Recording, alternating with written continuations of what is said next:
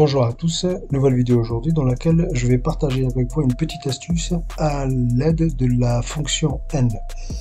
La fonction N, comme on peut le voir ici, elle va nous renvoyer des nombres. Donc par exemple, j'ai ici un screenshot avec différents exemples. Par exemple, si la case A2 par exemple contient du nombre, elle va renvoyer la fonction N, elle va renvoyer du nombre.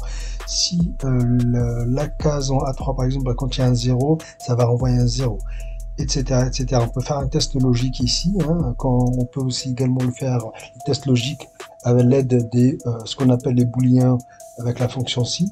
Donc on peut utiliser pour savoir si c'est vrai ou faux. Ici, si admettons la case contient une date, la fonction N elle va la transformer en chiffre. Et par défaut, en fait, Excel, si la case n'est pas formatée ou quoi que ce soit, si elle n'est pas formatée en format date, soit courte ou longue, etc., ou personnalisée, Excel par défaut, c'est ces chiffres-là qui va faire apparaître. Donc, ce chiffre-là, pour Excel, c'est une date. C'est normal. Et le dernier exemple ici, c'est, admettons, c'est la case à contient du texte. Bien sûr, le texte, on va le mettre entre guillemets, sinon ça va faire une erreur. La fonction ne fonctionnera pas. Et donc, ça va renvoyer un 0. Donc, il faut absolument mettre le commentaire, il faudra absolument le mettre entre guillemets pour indiquer qu'on a ici du texte. Donc, nous, c'est ce dernier exemple-là, du commentaire qu'on va essayer de venir le mettre sur nos formules par exemple, pour éviter de mettre par exemple ici, il faut que ça soit beaucoup plus parlant. Par exemple ici j'ai une formule ici et donc on pourrait bien sûr mettre le commentaire ici, insérer un commentaire, et je peux faire mon commentaire qui va bien tout ça. Donc nous on va pas faire ça, mais on va l'expliciter directement sur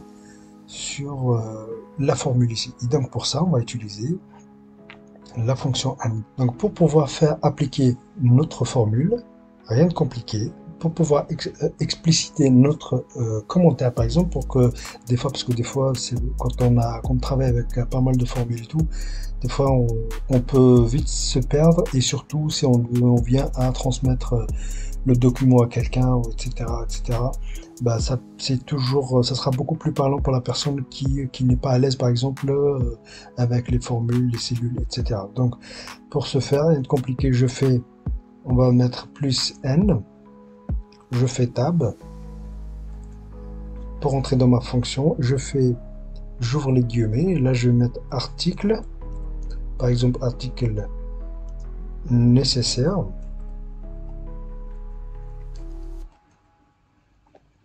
N'oublie pas de fermer mon guillemet. Je ferme ma parenthèse et je pars de l'autre côté. Je copie ça et je vais mettre ici par exemple mon deuxième commentaire. Par exemple, mon deuxième commentaire, nous, ce qui nous intéresse là, c'est donc là on a dit que c'était la taille du paquet. Taille du paquet. Mes guillemets, elles sont là.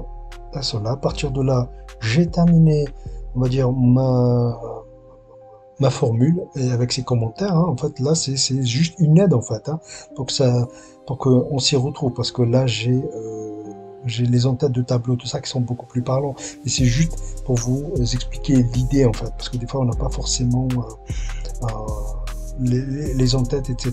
Et des fois, c'est beaucoup plus... c'est vraiment une très bonne astuce que je tenais à partager avec vous. Donc, à partir de là, j'ai terminé. Je fais CTRL Entrée pour rester dans ma case. CTRL Entrée. J'ai terminé. Et là, il me reste plus qu'à copier ma cellule. Je sélectionne les autres. Et là, je vais faire le raccourci. Et là, je vais appliquer ma formule. Je vais appliquer ma formule. Je viens en dernière case. J'appuie sur la touche F2 pour vérifier que tout fonctionne. Voilà, donc c'était un petit partage que je tenais à faire avec vous. J'espère en tout cas que ce partage vous sera utile. Je vous dis merci d'avoir regardé, merci de liker, merci de partager. Je vous dis à bientôt pour un nouveau partage.